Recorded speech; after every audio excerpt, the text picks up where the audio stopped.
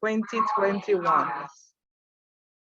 Oh, so happy International Education Week 2021. I am Miss Renita Charles, Librarian 1, American Corner Coordinator, and Education USA Advisor at the Roseau Public Library. Also, I will be the moderator for this evening's panel discussion. A hearty welcome to all registrants and also to my 4 panelists, Augustus Revere, Mandana Joseph, Sheldon Alfred, and Maria Smith.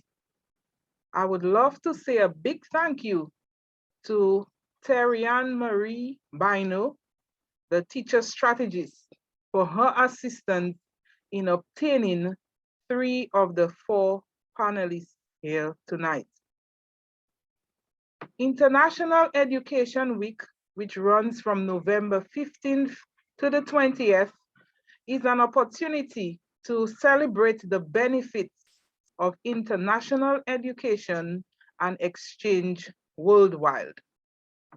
This joint initiative of the U.S. Department of State and the U.S. Department of Education seeks to promote programs that prepare students for a global environment and attract future leaders from abroad to study, to learn, and exchange experiences. The Education USA virtual event tonight, with support of the U.S. Embassy Bridgetown and the Dominican Library and Information Service, promises to impart educational information on U.S. higher education as the panelists share their experiences in pursuit of their U.S. higher education dreams. One might ask, what is Education USA? Education USA is a U.S. Department of State network of over 430 international student advising centers in more than 175 countries and territories. The network promotes U.S. higher education to students around the world by offering accurate, comprehensive, and current information about opportunities to study at accredited post-secondary institutions in the United States. Education USA also provides services to the U.S. higher education community to help institutional leaders meet their recruitment and campus internalizational goals. Education USA is your official source on U.S. higher education.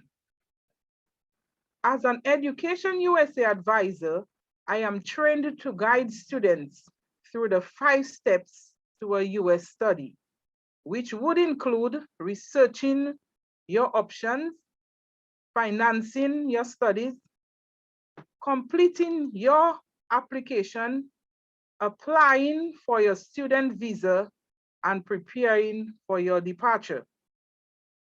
In Dominica, there is one advising center with a dedicated advisor who is able, by appointments, to answer questions and provide further information on the U.S. higher education system. At the center, we've provided a list of services to include group advising, cohort advising, one-on-one advising, whatever your needs. We are here to support and assist you so that in the end, the student finds the best fit. I must note that Education USA is not affiliated with any particular college or university, nor do we promote any one college or university. Education USA works with all accredited universities to ensure that the student finds the institution which is the best fit for them. I hope everyone can understand and know that there's a Education USA Advising Center that any information that they would need on studying in the US would be able to guide them. We ask everyone present to feel free to drop all their questions in the chat box and in the question and answer segment after the panelists have spoken, that we'll try our best to answer as many questions as possible. So let's start. Our first speaker hails from Charlottesville, Newtown, a Redemptorist who is currently studying ethics with an interest in environmental intersectionality, migration, and race at Fordham University in Bronx, New York. Tonight, we welcome Augustus Riviere, our first panelist. Augustus, you have the floor. Good night. Good night. Thank you for inviting me to join you this evening. Welcome. So Ms. Charles asked me to speak on a few topics. I think she asked everyone to do the same thing. And basically it's my education journey in the United States. I started off at St. John's University. I chose that school because it's affiliated with my organization. That's where we begin our studies. St. John's is located in New York, specifically in the borough of Queens, on Utopia Parkway, I believe it's called. It's a large school. There's about 21,000 students attending St. John's in 4 campuses, I believe. In New York City, there's 2 campuses, and there's one in Rome, in Paris, in Ireland. I guess that's 5. It's run by the Vincentians, which is a religious order, a Catholic religious order, and it's my favorite school that I've been to in the US. I've been to others. I started there. That's where I did undergraduate work in philosophy and religious studies. And then I continued to Oblit School of Theology in San Antonio. And there I did a master's in theological studies with a focus on African diaspora ways of understanding the faith. And now I'm at Fordham doing ethics. It has been a good journey, a great experience. I mean, I'm coming from, before that I attended the UE and the DSC, but it's a very different experience from what I originally obtained, or what obtains, I guess, in the Caribbean, in the sense that you encounter a greater number of people in metropolitan areas where you get to interact with just about anybody in the world. Not that it doesn't happen in the Caribbean, but it's pretty much obvious if you go to school in New York. And as I said, I selected that school because of my affiliation because of my organization. That's where we begin our studies. And then, of course, to get into any of these schools, there's the application process, which begins with applying to the school, selecting the school, as Miss Charles said, but specifically getting all the documents right, giving them all that you can so you can make the best case for your acceptance. And once you're accepted, then you get to have to apply for a visa, which is another important part. Once you're accepted into the school, then you're sent an I-20. And along with that, there's other documents that you prepare in order to get to the embassy. And I guess Ms. Charles and Education USA can give you more details on those aspects. New York City weather, they got all the seasons, and it can be crazy. It can be very warm or very hot. It can also be very cold. Right now, we're approaching we're approaching winter. We're in the middle of fall. It's a kind of late fall this year, but it's like 7 degrees, 6 degrees today in New York. So you got to get all the cold weather gear that you will need. It's useful to talk to the people around you who live in New York or wherever you find yourself attending school to get the best knowledge as possible as to how you should dress up, some people like the fall because they get to dress up. And they also like the summer because they get to dress down. So there is a bit of fun going both ways, whichever season comes along, as far as dressing up or dressing down is concerned. But it's important as someone who comes from the Caribbean. And it's one thing I would recommend if you plan to study in a place like New York, or where there is a winter, that you should probably try to start your education in the summer. That is in September, August, September, whenever your school would start, so that you can ease into the cold. That's one thing I found helpful, so that it's not a shock. If you show up in January for the spring semester, you're right in the middle of it, usually returning in about in the middle of January or so. It's raining and it's a little tolerable, but then the weather can be erratic. So it might be warm today, but tomorrow it drops to below zero. So I would suggest if you're planning on going to a place like New York or Chicago, one of these colder places, that you start with the fall semester. That is the semester that begins in August or September, so that you can ease into it. You can get all the gear and clothing that's necessary for cold weather. And then because it's a gradual, then it's a little easier on you. Also, the other things that come with, like moisturizing, because it's cold. Cold weather dries out your skin. It can cause marks, people like us have pigment, and sometimes it concentrates and then you have black spots on your face and all over the place. So it's wise to be prepared for those kinds of like for the weather and so on. And that's where you make friends who can guide you with those things, So for example, at my school, we had a Caribbean Student Association, we had a Asian Student Association, we had all kinds of associations of people from the Caribbean and other places who could share their experience with you of adjusting to the New York weather. And as I'm talking about associations, that's one thing I would recommend. If you join associations at school, that can help you through the process of adjusting and also the process of succeeding. There are organizations, apart from those that provide you a safe space where you can be a Caribbean person, you can eat roti, or you can do the things that Caribbean people do.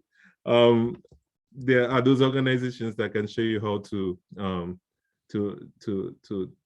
deal with professors with issues that you might have with a class or whatever. So it's important. That's one thing I'd recommend, apart from those to help you with your adjustment, but also with those that can help you to succeed. So be prepared for the weather. And I mean, the weather can be challenging, but it can also be a beautiful thing because you get to see the leaves fall and the beautiful colors and all the activities that come with the changing seasons,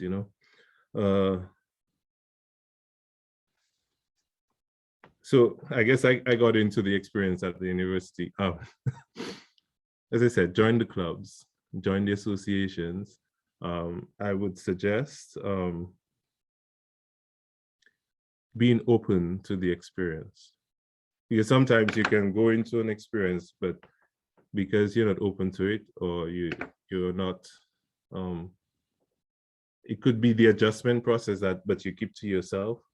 that can prevent you from really enjoying and getting into the experience and learning new things and trying new things, whether it's a sport, a new language. At my school, at St. John's, we'd have these carnivals. So they have all these rides set up in the quadrangle, and you try new things like candied apples, and that might not be new for some of us, but new foods and different foods that would enhance your education experience, because the education experience is not just about what you learn, but the experiences that you have and the connections that you make with people. So, I mean, joining a Caribbean association, for example, is good, but you also want to know people and make connections with other people who might be from India, who might be from Argentina, but also those who are from the US itself, because they can also show you things about their culture that will be useful to know for getting around in the society, but also useful in the sense that you're making connections with people that can be very helpful or valuable later down the road. So maybe it might be 10 years from now, but you will be able to look back and also, oh yes, I know Jim from that class, that sociology class, that could, that might have some connection that I can use for my further development. And of course, with going to school in the US, there's the money part. In the application process, you will find that the school might give you credit for what you have already done. There's one service that I would recommend, WS, Worldwide Education Services. You send your documents to them and you might even get credit for stuff you did in secondary school. Why am I talking about that in relation to finance is that every credit that you can get credit for, sorry for the use of these words, is also money that you save. So you do your best to get all your stuff sent to WS, get your credits from WS, send that to the school, and they usually take some credit. They often take some credit off of the work that you're going to do. They give you credit for work done. And I know people from who came from the Dominican State College to St. John's, for instance, and they got full credit for their 2 years. So they only had 2 years left on their degree. So they only had to spend 2 years to finish up their baccalaureate. And that means 50% off that that bachelor's degree. Also, another avenue that I would recommend is something called CLEP. It's like college level education proficiency. I can't remember the name exactly, but it's basically a test that you can sit, and based on how well you do on that test, you get credit. So, for example, I didn't want to do a language at St. John's, so I tested French and I got all the credits I needed for the requirements for the bachelor's degree. So that is money in the bank for you. St. John's, for instance, also gives scholarships. So if you did very well at DSC, for instance, in addition to getting the time off, you might even get all the money you need to complete that degree. So they might give you a full scholarship. So that's why it's good to make sure you provide all the information and present everything that you have, because you never know the surprises that a US school might give you because of what you've done. They will want you to, St. John's, for instance, they wanted to get you out of school. They didn't want you to stay more than you needed to or spend more money than you should have. I also lived in San Antonio, where the weather is a lot better, but it gets cold. And sometimes, you guys probably remember last year when a little snow fell and the whole state of Texas was a mess. And I wasn't there at the time when that happened, but I remember one day we had a dusting of snow, just a light dusting, just less than an inch of snow on the ground, and the whole city of San Antonio was shut down. But be prepared for those kinds of events, It's a little warmer, but it gets cold enough. And you have to be sure that you are prepared, whether it's a space heater, because sometimes your apartment might not be warm enough for you. But you have to get those, you have to be conscious of those, being prepared for those kinds of events. And then I moved back to New York, and it's the same story. But this time I was used to it. I didn't have to bother about adjusting too much. I knew exactly what was happening and where it was happening, and getting all my lotions and everything ready, because the dry skin can be, the dry skin can really messes me up, you know. So another thing about New York is like knowing how to get around. So that's another thing you might be want to keep in mind, is like learning the transportation system. So just in case you need to move about, to learn more about the city, engage in activities. Maybe you like to go to church, maybe you like sports. All of these things will be knowing the transportation can help you to get around and do the things you need to do. Find a new library, a place to study, all of these things. I talked about, explore the clip, so my graduate school in San Antonio was small, maybe like 180 students. It's a graduate school. They're usually not that big. At my school in Fordham, there's about, I think, maybe 3,000 graduate students. So you find there are a lot of undergrad, but those graduate classes get small. And if you do well enough, as I was saying before, I forgot that point, you will get, the universities will reward performance. So keep that in mind. So to stay focused, to get what you want. And then I guess I can talk about how we succeed as I'm talking about staying focused. So knowing your professor, get to know the professor, talk to the professor, have a rapport with your professors, you know, engage them, ask questions, find a balance between school, health, and fun. Because you know the saying, all work and no play. Find a balance. If you like going to the gym, for example, I like going to the gym. Find a gym. Most schools have a gym and it comes with tuition. That's money saved for you. To get a workout, find a group of people, like if you like football, play football. If you like whatever sport it is, if you practice photography, find a photography club or something like that, you know. Make friends, as I said before, join a club, and be open to the culture. Go to the movies. I went to the opera, I went to the theater, I went to anything that my student card would get me a discount, I was there. And the great thing about it is that your mind is being open, you know, you're learning new things, you're thinking more. And I really believe that affects how you write, how you apply your knowledge and so on. That really helps you to be a better student. Concerts, sports events, the Yankee game or two. When you get free tickets, go to the Yankee game, grab some friends and say, yo, let's go check out the baseball match. You know, these things really do open up your perception of the world, and how you think and your creativity. So those are things I would suggest if you really want to succeed. I'm sure there are a lot of other things one can think of if they really put their mind to it. But yeah, how am I doing with time, Miss Charles? Am I over?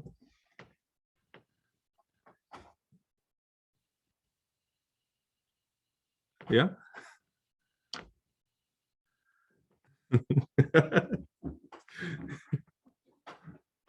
Sorry, you have about 5 minutes.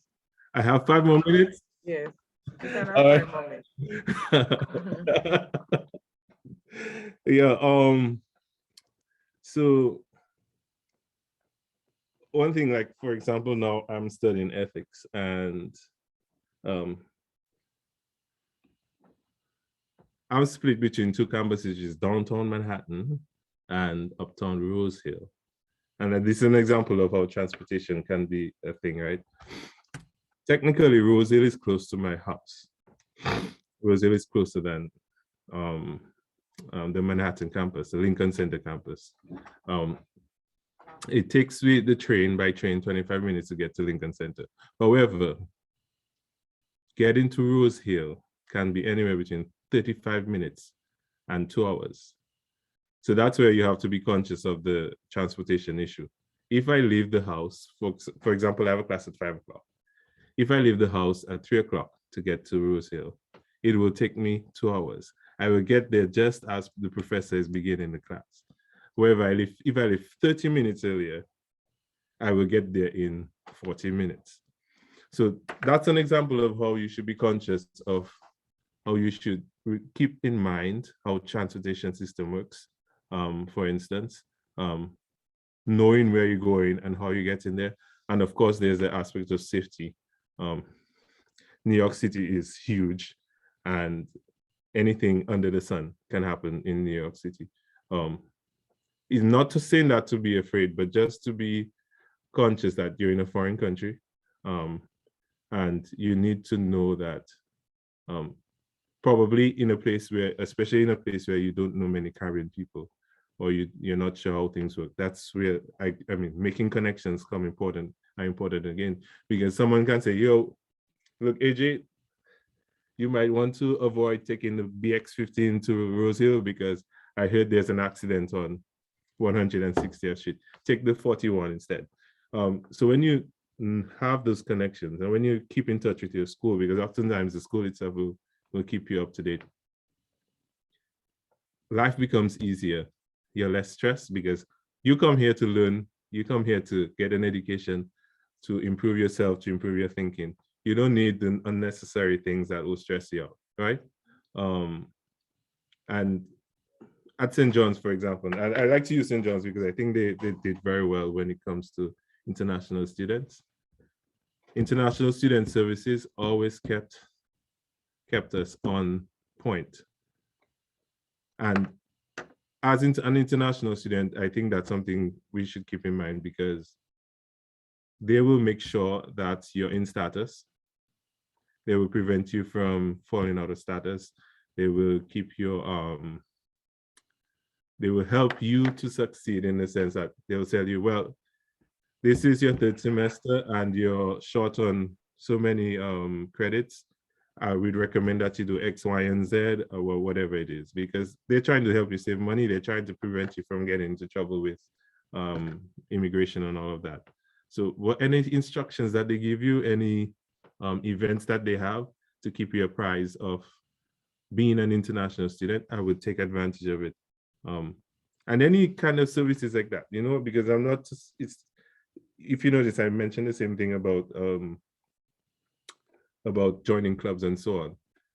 Any way you can get more information that can help you to succeed, do it. I think that worked perfectly for me. And so, I mean, I'm doing it for a third time. So,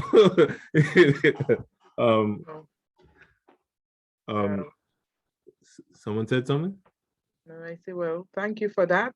Okay. Okay, you can say a bit more in your closing remarks. You can add some other details. Sure. Yes. I did want to say something about the interview, like the visa interview. Okay. Yes.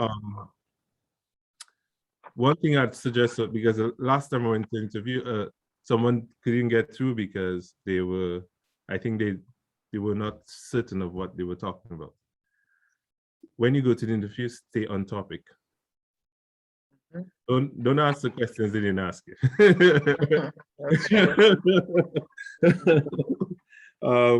So know what you're about. So if you're going to study information technology, tell them you're going to study information technology. Make sure you have your checklist, because they give you a checklist, they tell you exactly what they're looking for. Stick to it and make sure you have it.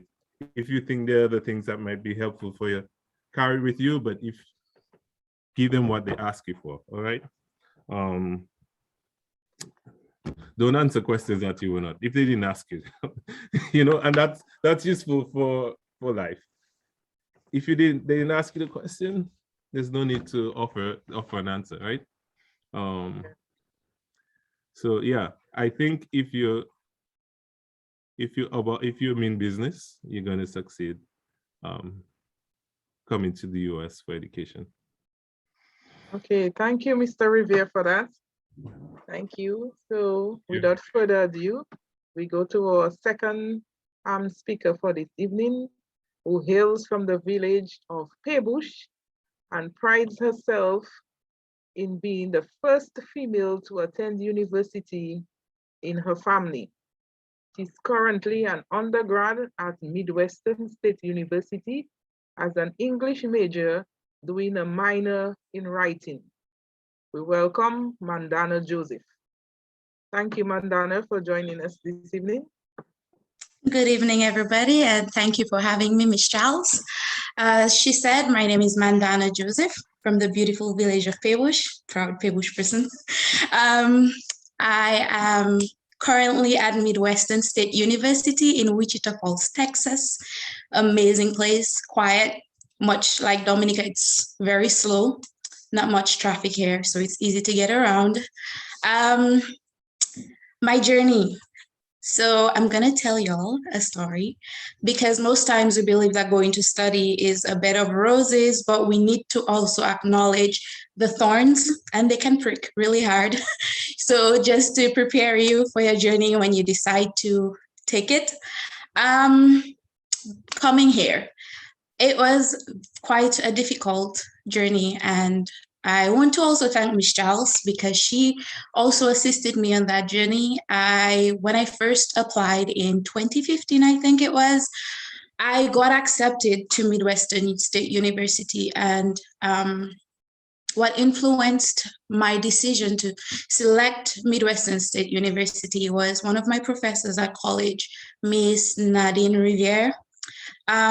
She was amazing. She was one of my mentors, and she taught me English. And I remember one of the things she said to me was, Mandana, don't let anybody place you in a cage. The world needs to know about you, and you need to push because you have a lot in you. And, you know, she just kept speaking to me. And at first, not having anybody from my family ever, like a female in my family, ever gone past Dominica State College, I thought that wasn't something I could attain at the time, mostly because of finances and not having anybody to support me financially or assist me in that way. So it was really a challenge, and I never thought I'd be here today. I first spoke to Miss Alana at the Portsmouth Library, and I let her know of my plans and my concerns and wanting to go and further my education after I finished at the Dominica State College. And she referred me to Miss Renita Charles, who guided me, and she gave me this huge book, like a dictionary. And she was like, go through this book, see what is available to you, look at schools that have scholarships, that you can get scholarships to go to, consider finances because it's not going to be an easy journey. And she was really open. She shared with me her daughter's journey, like it is going to be financially difficult. You can't just rely on just getting a scholarship. You also have to have some other form of finances. And she was right. She was right. But despite not having these finances, I moved a lot on faith because I am a Christian as well. And I didn't really have any other means of finances. But to backtrack a bit, I'm going off. This is my 5th semester. I'm a senior English major. I'm also doing my secondary ed certification and a minor in creative writing. I've always enjoyed reading and writing. And before coming here, I did the after school mentorship program in my village, as well as neighboring villages. I also taught at the St. John's Primary School in Portsmouth. So I've always been around kids, like in the afternoons. Even when I was in high school, the neighbors' children would be in my mother's living room, and I would be assisting them the best I could. So I know some part of me needed to be in a classroom to assist students. Growing up, I never really had anybody to assist me per se with my education, and it took a lot. So just wanting to be that individual who could assist other students, I decided this is the best route for me. But I also want to write, so not limiting myself to just education. When I went to Miss Charles, let's get back there, she spoke to me and I did like probably 3 or 4 one-on-ones with her. And then I made my decision. And then she told me the process of going to apply for scholarships and letting me know when would be the best window and stuff. And that assisted me a great deal. I managed to get a partial scholarship from the government of Dominica for 1 year. I did not get a loan. However, I wasn't going to let that opportunity pass me by. So most of you, if you're thinking, hey, I only got a partial scholarship, if you are determined and this is your time, you will be willing to work hard to get to where you want to get. So I worked hard. I came here on a partial scholarship and not knowing where the money for the second year was going to come from. But I came here with the determination and mindset that I was going to achieve my goals and I was going to work hard towards it, because sometimes we leave Dominica thinking that it's going to be a good time and we weren't into party. No, honey, we need to focus and decide we're coming here for an education and work for that education. And I know sometimes some of us, we come here very young and inexperienced. I suggest that take a year after college, work, get that feel around you, get that sense of responsibility, learn to manage your money.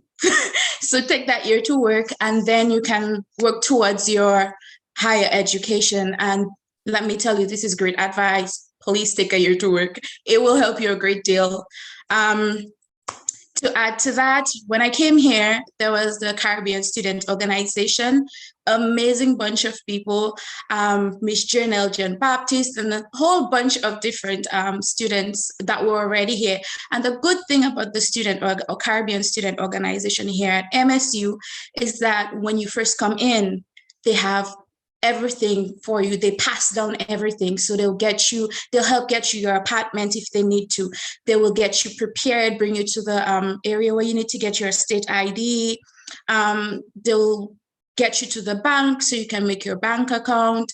They will have this welcome ceremony where they'll get you inducted into the organization and get you prepared for school, give you all of the information that you need. Don't get sick. That's the most important information. You don't want to get sick.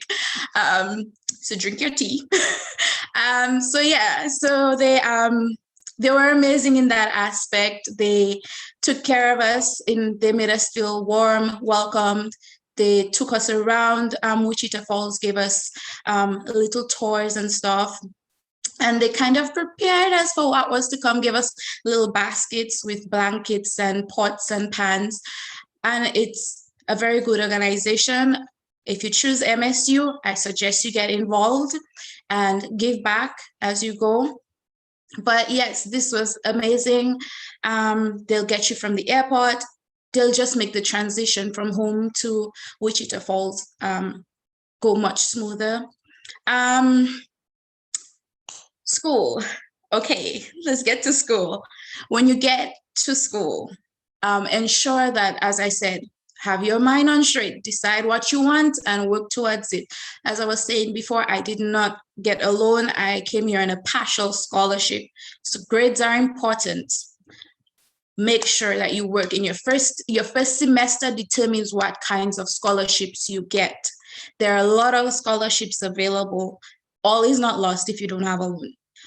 They have like a lot. So take advantage of what is available to you. Keep your ears to the ground, ask questions, get involved, make sure that all the other students that are available can give you that information you need because they've been there already. So use your resources, ask questions, always ask questions. So when I first came, first thing I did was I went on the school website and I started looking over the scholarships they have available and what I could apply for as an international student. As an international student, I had my department, and because I am also doing education, I have two departments available to me. So use those things, work hard towards keeping your GPA as high as possible. I mean, we came here for school, we didn't come all this way to fail. So that's the best advice. Work hard on your education. I will pound that in. So yes, I managed after my first semester to get up to $5,000 in scholarships. I applied in my department. I applied for the honors program. I mean, it's a lot of work because it involves research, and I'm not much of a researcher, but you have to do what you have to do to get to your end of your goal, to reach your goal. So I got involved in the honors program. They give up to, like, based on what year you're in, you can get up to $7,000 a year in scholarships. There's your department. My department has at least up to 10 different scholarships that you can apply for, those that reoccur. So keep your ears open, listen, pay attention to the scholarships and when they're available, because windows open and they close. So make sure you get those applications in on time. Get involved on campus. Learn what resources you have available to you. Books are expensive. Books are the most expensive things. Like, you'll be done with your tuition and you'll be like, yes. And then you have to think of books. Books can cost up to $2,000. So look for people who have done the courses before and say, hey, do you have your books? Buy them secondhand, or if they want to lend it to you, even better, ask questions. So you look for those things. Sometimes the library can have books that you can use in the meantime, just to loan it out and then bring it back. So look for different ways that you could save money on books, and again, ask questions. Work. So I did start an on-campus job because as international students, we can't work off campus, and we're not allowed to work more than 20 hours a week. Well, here in Texas, I'm not sure for anywhere else, but here in Texas, we are not allowed to work more than 20 hours a week, and we're not allowed to work off campus. So look out for your fellow students, make friends. Yes, we come from the island, but we are not islands. We cannot work on our own. So make friends. Usually the jobs we get here are passed down from friends that are leaving, and they recommend you. When you get a job, put your best foot forward, because these are the recommendations you will get when you're about to do your OPT. OPT is just to work within your field once you've completed your study. And so don't decide you're going to come and just decide you're just going to do whatever you want. I know back home, customer service is a huge thing. Here, you have to put your best foot forward when you come here. You have to smile. You have to treat. Every day is a good day. We're not angry. We don't bring our anger to work. We come to work and we smile. We leave everything behind. And let me tell you something. You put in the work, and your bosses will love you. They will put their neck on the line for you, make sure you get what you need. Another thing that is great as well for international students here at MSU is that we have a Mustang's Pantry. I'm a huge advocate for the Mustang's Pantry. Every Wednesday, I'm there. The pantry is basically for students with food insecurities. Now, a lot of Caribbean students come to the pantry. So if you're deciding to come and you're wanting to save a lot of money, I mean, as a student, we have to decide to save a lot of money. You'd want to utilize the Mustang's Pantry. They have like a lot of things available, fresh fruits, produce and stuff. So that saves you a lot of money as well. So get involved, get into things. Right now, I am the president for Tau Sigma. It's in the National Honor Society for transfer students. And that also comes with scholarships. You just get involved as much as possible. Okay. With You have 1 more minute. Okay, so okay, with my 1 more minute, I'm going to leave you with a little token. If you're deciding to come to MSU, it's a wonderful family here. It's a small campus, easy to get around. You will have the support system you need. A lot of Caribbean students here, not just the Caribbean students, your professors. If you're needing assistance, they will be there to assist you. Always make the point of duty to go to a professor, let them know what's going on with you, what you need assistance with, what you're working with. Always ask questions. Key, ask a lot of questions. Don't hesitate. Even if it feels like you may be bugging people, ask questions because you need that information and it will serve you well. Oh, thank you. Thank you, Mandani. Thank you for that. Okay, so we move to our third speaker for the evening. He's a public figure who wishes to be labeled as a musical designer and architectural designer. He is currently an artist and design graduate student at Harvard University. We welcome you, Sheldon, to our virtual panel discussion. The floor is yours. All right, good evening, everyone, and thank you for having me. It's certainly great to hear beautiful stories of people in terms of their pursuit for higher education, and it brings back so many memories of the journey thus far, and it feels really good to like know that this challenge was actually it felt like the most dangerous thing I did at the time. Like it felt risky, and now looking back, it really feels beautiful knowing that, you know, as a student with limited guidance, I basically overcome all these challenges. And I think we all go through it and realize that at the end that we had limited guidance. Even if we had guidance at the time, you realize because we kind of learn progressively and learn avenues and resources progressively, we were like, wow, if I'd known that before, you know, I would have done so many other great things. So, but to start on my journey, so I did architecture at the Dominican State College, an associate's degree, and I graduated as top student in the Faculty of Applied Arts and Technology. That is how I was granted a scholarship to study architecture.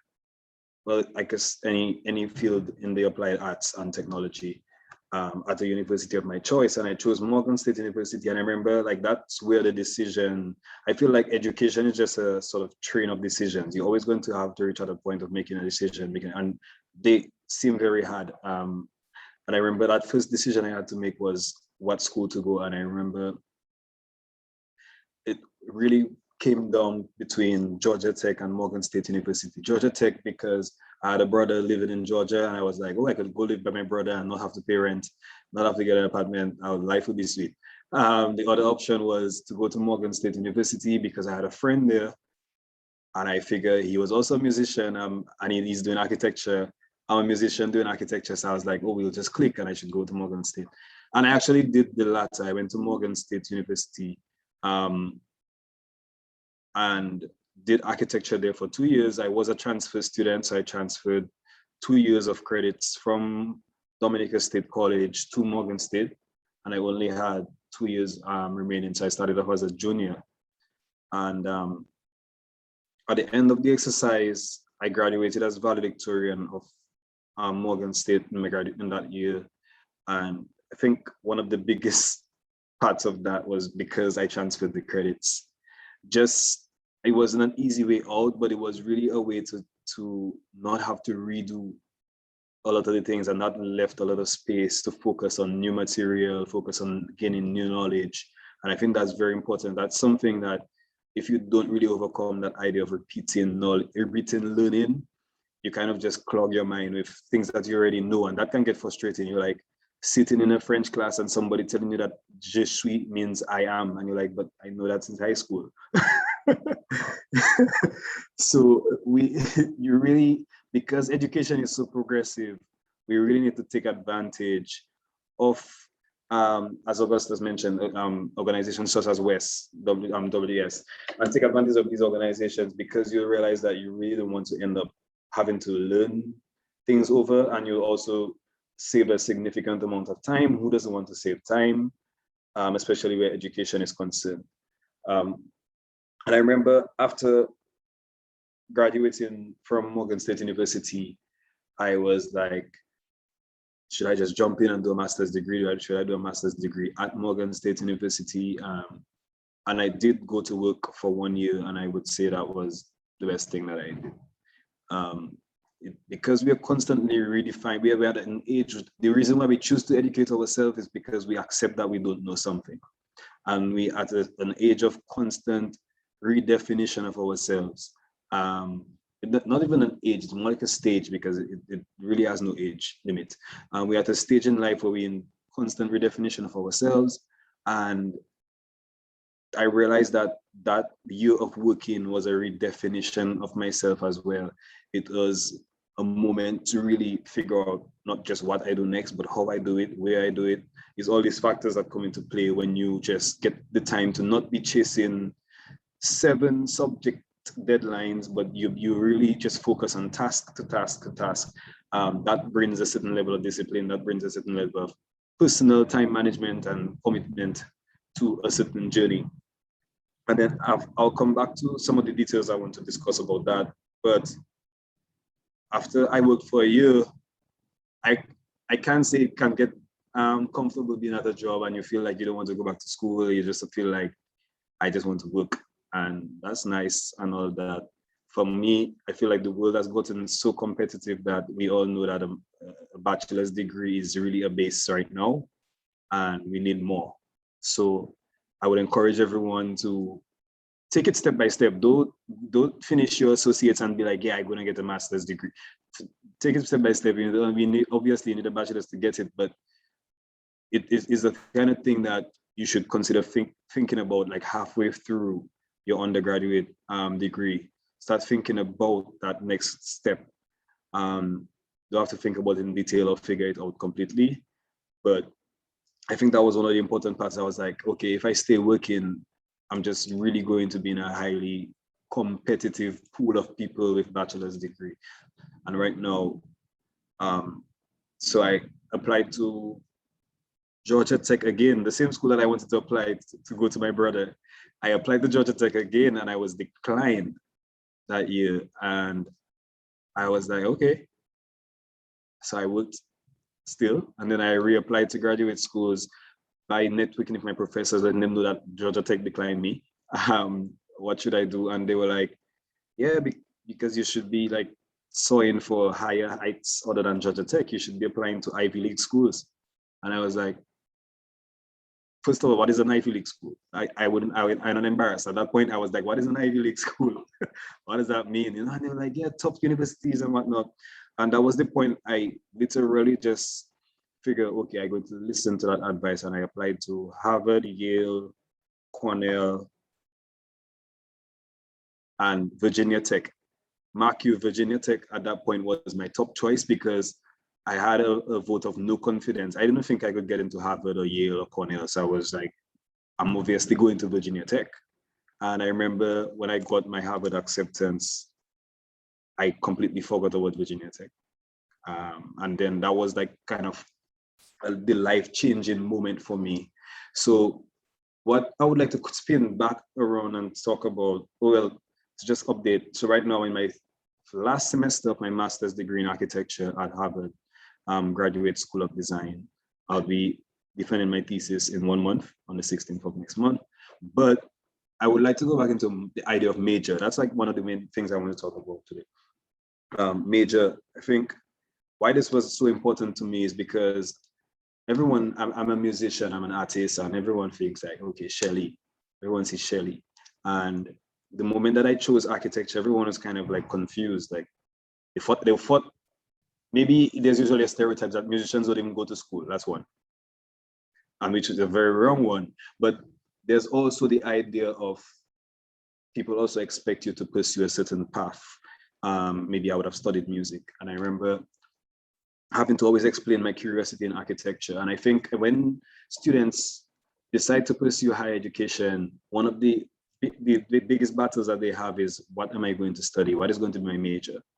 And that, as I say, it takes a lot of like searching within yourself or searching out there on the internet. And some people just search high-speed hit jobs in 2021 and just decide that's what they're going to major in. And that's not wrong either. Like certain people have different things that drive them towards a major, but I would encourage all prospective students to really take the time and tell yourself or ask yourself why you choose a certain major, and really make sure that you come to terms before starting that journey, because it can haunt you. Education is a sort of journey that always makes you think at one point in time or a few points in time, why am I doing this? Or why did I do this?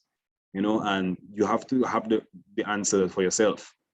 And that's why it takes really some soul searching and research on a certain major before you just pursue it. And I remember at that point when I finished my undergrad, I wanted to change my major, but not into away from architecture, really just maybe explore the periphery. I was like, I wanted to go into construction management, and I was already looking at that. And I remember speaking, it was one conversation with my professors being like, I want to go into construction management. And she was just like, darling, construction management is not a major, it's a task. You could become an architect and you can be a construction manager. And it was these sort of pieces of advice that changed. I could have gone a completely different path. I would have maybe done some engineering degree and thought I would become a construction manager. So I think those careful considerations of what major we choose in college and after is very important. It's also important to see OPT and that year of working after undergrad as a point that if you feel like you need to pivot and go into another direction, that is completely fine. But at that point, you're making a very informed decision because you have experienced something for a year that tells you that, okay, this is what I want or this is what I do not want professionally. So I think that time of during OPT is really that moment of introspection of really, where do I want to go next in terms of my major? You don't want to do a master's degree in something that you do not like or something that you do not see yourself doing for the rest of your life. That is really the moment, the defining moment. And so on that end, I will just end my piece by saying that getting the degree is not all. Education is pretty much a tool, and tools can be used in the wrong way. If you get a hammer and you use the handle to try and hit something, it wouldn't work properly. So really make informed decisions, do a lot of research, read, and just ensure you know the why, you know why you're doing certain things, and there's really no wrong answer for the reason. Thank you for that, Sheldon. We move straight ahead to welcome Maria to the floor, the Pottersville native who is currently working as a fourth-year PhD candidate in the Department of Infectious Disease at the St. Jude Children's Research Hospital in Memphis, Tennessee. Welcome, Maria. Thank you, and thank you for having me and giving me the platform to share my experiences in pursuing higher education in the US. So, as Ms. Charles mentioned, my interest is in the sciences, and I always knew that I love the sciences. Even when I attended Convent Prep and Convent High, I was always intrigued by how complex the science field was, and more so fascinated by the very cool technology and experiments that scientists use to improve and enhance medicine. So I think it was in second or third form, I reached out to people in the Princess Margaret Hospital to do a 1-week externship. And with the help of Charmaine Brumans and Mrs. Spear, I was able to shadow and even help the technologists and the technicians in the lab. And I was able to see, different departments in microbiology, in chemistry, in cytology, etc. And after that experience, I was like, yes, this is what I'm interested in. This is what I want to pursue. And that's what really got me to do my Google searches, start my research on certain programs that I could potentially attend that really encompass lab work. And Convent High School is a great place because, I got that really strong introduction and a foundation in the sciences, but to me, it really lacked that hands-on experimental learning in the curriculum. And for me, it was important to have that really practical, hands-on, experimental learning where you can apply the science to like real life scenarios. So that's what really prompted me to attend, higher education in the United States.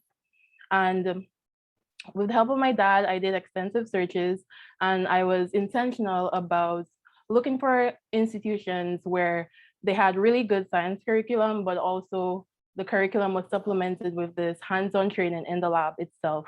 And I was also looking for places where there were internship opportunities available. So once I found my institution, funny story, I only found one institution that really checked off all my boxes, and that was Rochester Institute of Technology in upstate New York. So I did send one application, only one, and I said a lot of prayers, and thankfully I got accepted. Okay, so I got accepted, and I'm like, yes, okay, time to move to the US. I was 17 at the time. I was excited, I visited the US like once or twice before that. So I was ready, to move to the big new country. It's very exciting.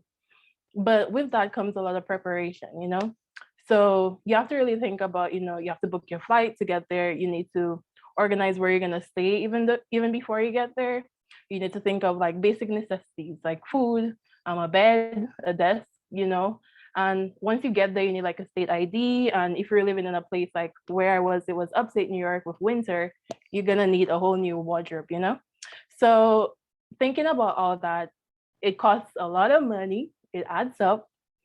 And I would definitely encourage, like, if you're interested in higher education, get into the practice of saving and kind of be in a point where you're somewhat financially stable, because, there's a perception that everything in the US is a lot more cheaper than in Dominica, which is true in a sense.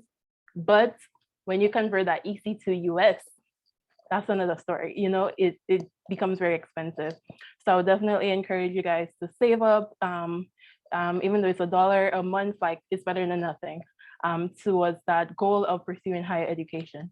But thankfully, I did get, help from my parents and my brother to organize myself, prepare myself to move to this whole different country by the age of 17. So when I finally make my way up there, during college settings, they usually have like orientation where you're able to mingle with freshmen, you meet new people, you get a tour of the campus. For me, my story is that the institution that I attended was predominantly white institution.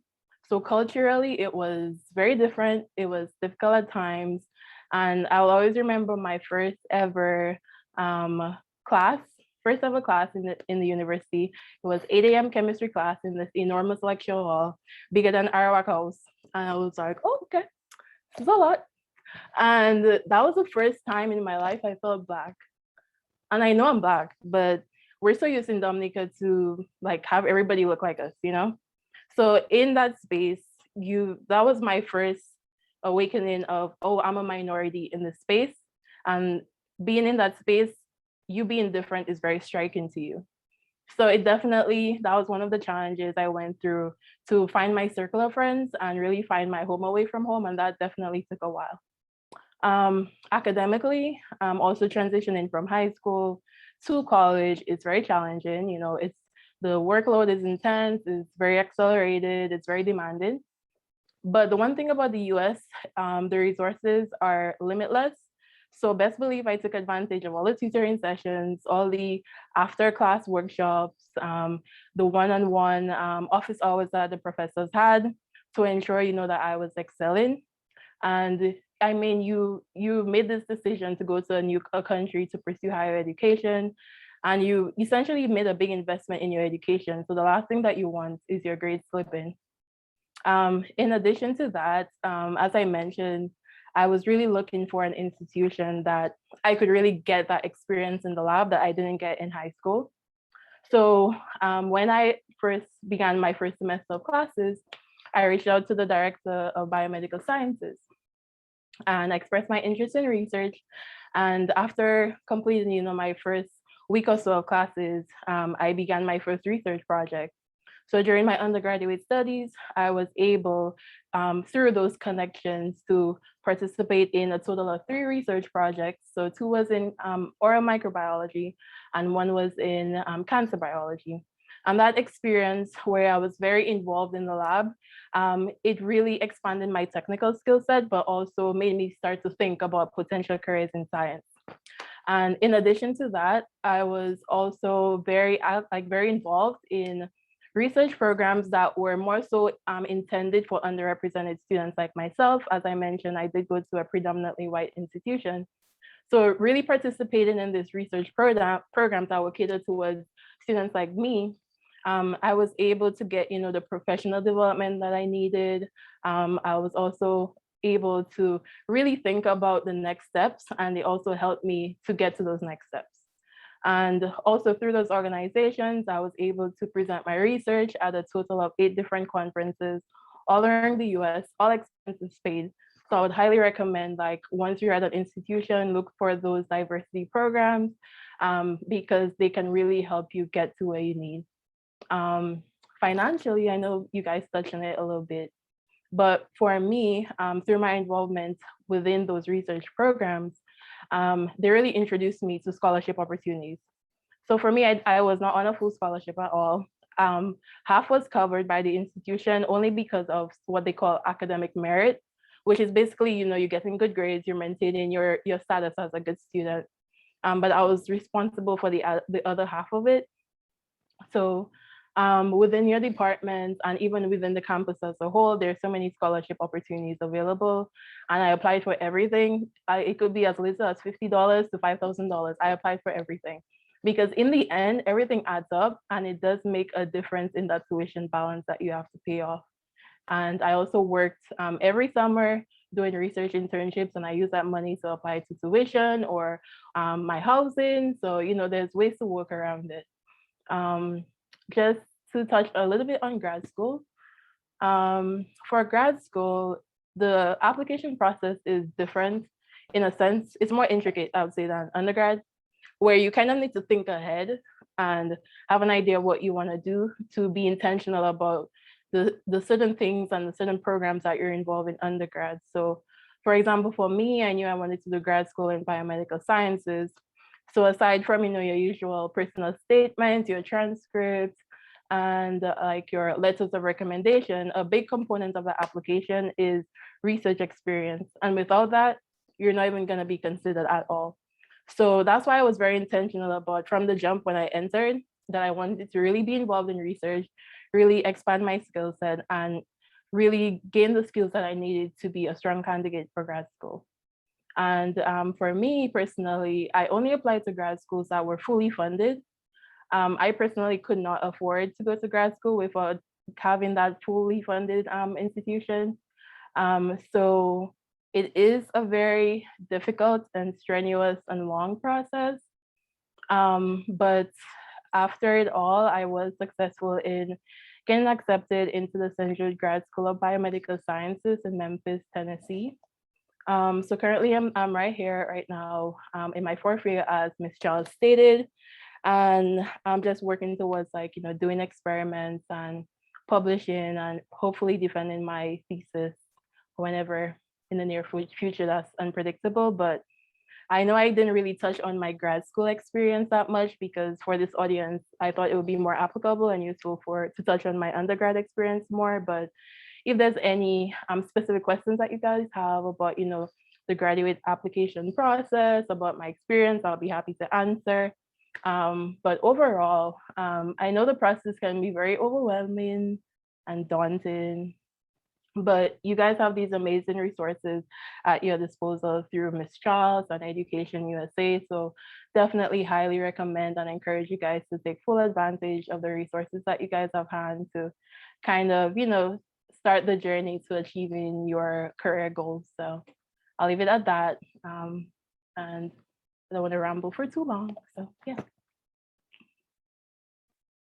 Okay, thank you, Maria. So we open the floor for any questions from the chat.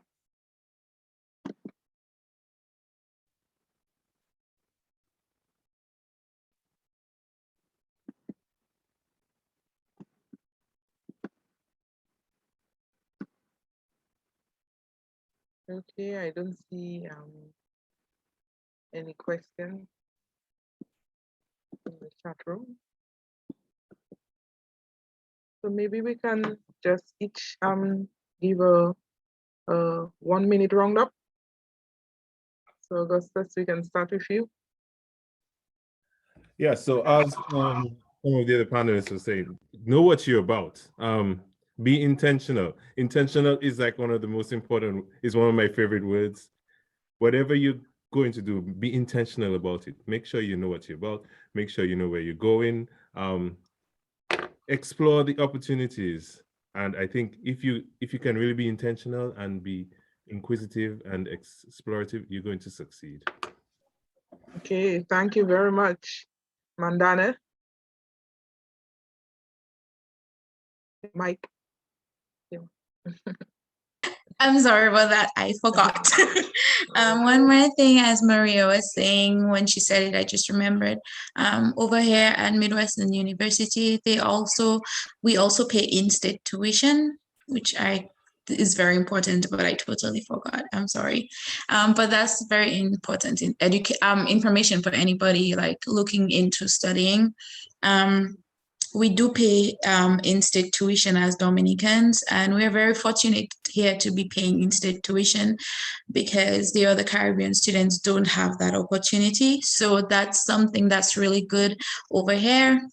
And the weather, Texas, you wouldn't think that it would be very cold, but as Mr. Augustus was saying earlier, Texas can become very, very cold. We had a 5-day, that wasn't just a winter storm, but it was horrible. It was horrible, like no electricity for about 3 days. Well, my electricity never went, but I remember other students not having electricity for 3 days, no water. And imagine you grew up in the Caribbean where we didn't know what cold was, and to come and to be in such bad weather and freezing and not knowing what to do. So just be prepared for that. Get blankets that stay warm. I don't know how anybody would be able to prepare for Wichita Falls weather, because in the morning it can be sunny and warm, and in the afternoon we're having a hurricane, and at night it's 0 degrees and it's freezing and it's snowing. So the weather is crazy, it changes. Just be prepared for that, and don't be afraid. If you have the resources to help other people, help them, because during that weather I did not lose electricity, thank God. So I was able to have like a whole camp happen in my living room with about 9 to 10 students. So don't be afraid to assist others. And that's what I have to say. Okay, thank you. So Sheldon. Yeah, I'd like to close by just encouraging prospective students of any major, of any school, to really consider the idea that when they get there, to really, I think that when we, as Dominicans, we can self-contain ourselves, we can place ourselves in our own box. Nobody placing us in it, and we just place ourselves in a box. And that's something that is important to just free ourselves from when we get in a sort of educational setting. It's all well and good to hang around your Dominican friends, but explore other cultures, learn other people, learn the way that they do things. At the end of the day, you're not just there to learn what is taught to you. You are also there to teach yourself, and well, not even to teach yourself, but to put yourself in places that experiences will teach you. It's not really just about the formal education. It's really every conversation is a learning experience. Sometimes not knowing, somebody might just say something and you feel so stupid that you have to go and Google. Feel good about that. That's okay. that is one of the most, and like when I was an undergrad, I used to like my friends would call me uncultured because they would talk about things, and every time I'd be like, what? And I would just go on Google, search it up, and at the end of the day, I would tally the words that I learned today. I would have it on the last page of my sketchbook. And I think these learning experiences are important. We're not the education is not just in the classroom, it really is in the experience as well. Yeah. Okay, and Maria? Yes, I'll definitely say take advantage of the resources you have at your disposal. And also feel free to reach out to us. We're here to help, or at least I can speak for myself. Like, I am always willing to help anybody for this process, you know, even though you're not interested in the same field as that I'm in, but at least I can share my experience, and, you know, you can learn from certain things that I did and I learned the hard way, that it can be easier for you in the end. And you not only benefit by growing academically, but you also grow professionally. And as Sheldon touched on, you get exposure to so many different people from so many different cultural backgrounds and perspectives that you didn't even think about or considered. So as a whole, you really get to grow as a person, also find yourself and have this newfound independence that's, it's kind of powerful, to be honest. Like it's very beautiful to see yourself evolve. So if you look back on how you were even before you left Dominica, and you think of the person you are now, like, the experience is fully rewarding for sure. So would highly recommend, highly encourage you. And if we can help out in any way, please reach out to us, because we're here to help. So yeah, that's it for me. Okay, thank you. Of I course. see one question after the fact came in. This Dr. Sharita Gross. She said, you all in some way mentioned the importance of being intentional and focused in your educational process. I may have missed this, however. Is there advice you would give to other prospective students on how to self-care during the challenging, stressful times that can arise when they are in school in the US? So anyone want to answer? I can go ahead first. Just because I have had like first-hand experience of like unapologetically and no shame in my game, you know, sort of I think when I started Harvard, obviously I had a huge culture shock in every way possible, in terms of my skin color, yes, but just the competitive environment. It was seeming normal to stay up at night. If I say I was going home to sleep, everybody can like, sleep, Shelly. You know, and I think that took a toll on my mental health. And I will say, to answer that in short, I'm not going into much detail. I feel like just be honest with yourself, and the resources at every school has mental health resources, and just no shame in your game. And even stronger now, you go there to speak to somebody that knows nothing about you. They don't know your mother, they don't know your father.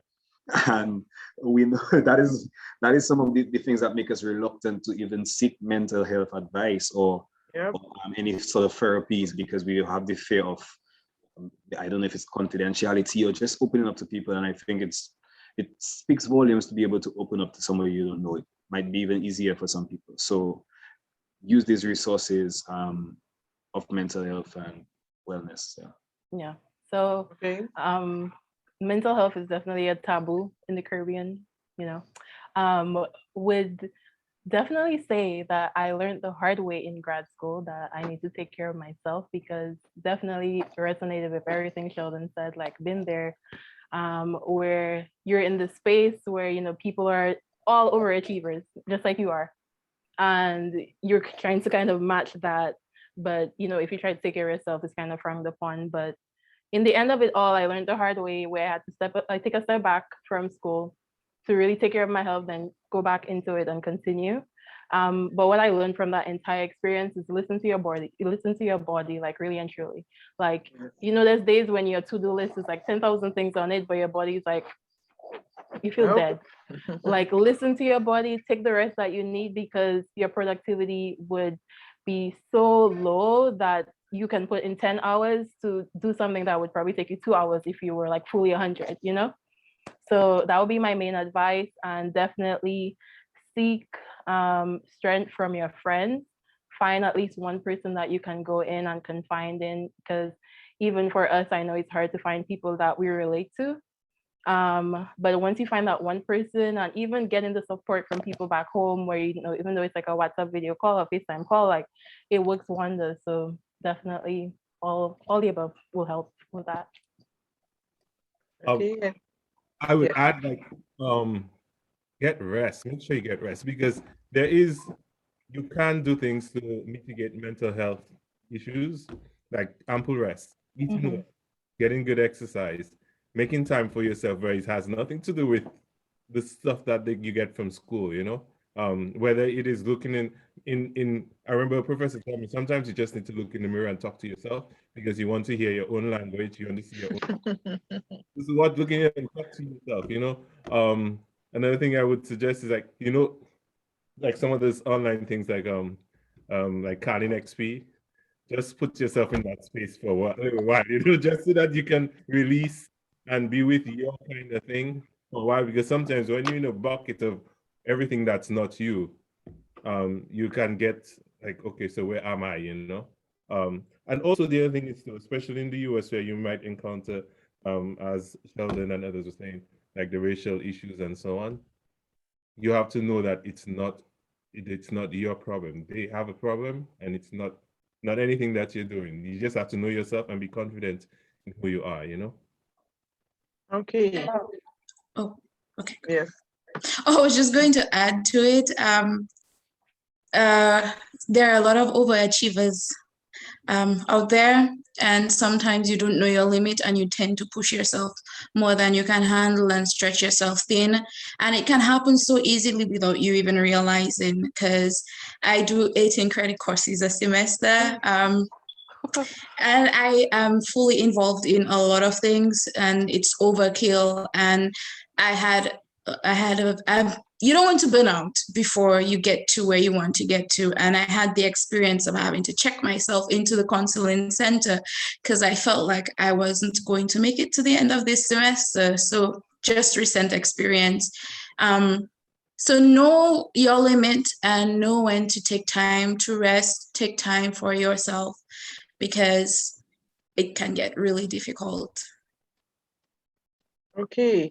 And for each of you, Brianna is asking if there is one thing you would do different in your application for the application process. What would it be? So I guess she maybe feels that, there could be mistake made in the application process.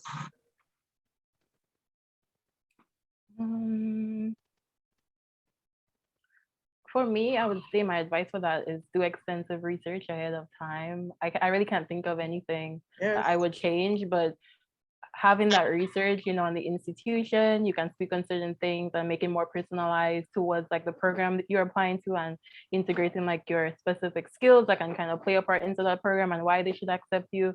So definitely doing that research would definitely help to strengthen your application for that. But yeah. Yeah. I would suggest starting early. So once you've gotten to your process, like Maria was saying, apply early and give yourself time to get through the process of the application to the school and the visa application process and all of that. Because you don't want it to be rushed and then you get accepted late, you get your visa late, and then you're in the semester late, so then you miss orientation and all that, Yeah. And even for your personal statement, make multiple people read it for you, like review it for you, make sure it makes sense to them. Because like anything you write, you write it, you have the vision in your head, so it makes sense to you. But definitely would recommend giving it to other people to even like edit and check for grammar and those tiny things. Okay. So we're just going to share my screen here.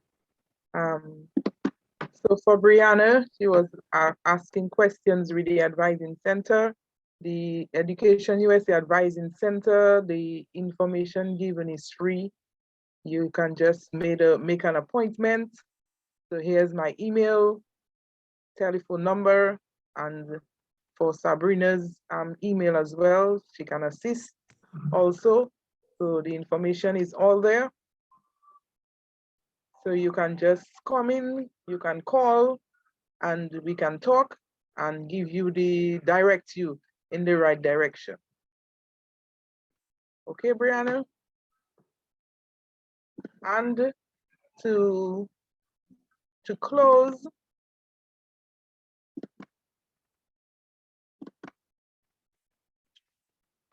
I would like everyone to join us this Saturday for the Education USA Caribbean College Day Live from 12 p.m. local time to 5 p.m., where students will be given the opportunity to connect with over 40 accredited US higher education institutions. So don't forget this virtual experience on Saturday, 12 p.m. to 5 p.m. local time. So we're encouraging everyone present, if they can join, so that you can speak one-on-one with education USA advisors and also college representatives. So I want to thank my panelists. I want to thank all my panelists for this wonderful discussion, you know, and an avenue, sorry, where you can, you know, you can impart knowledge so that you can guide students for in enabling them to find their best fit, what is best for you. So you give them a lot of food for thought, you know, the college experience, the culture shock, you know, transportation, financial advice, and all of this. And we just encourage them with more information. There are people like you out there that can assist them in making their US higher education dream come true. So thank you and have a blessed evening.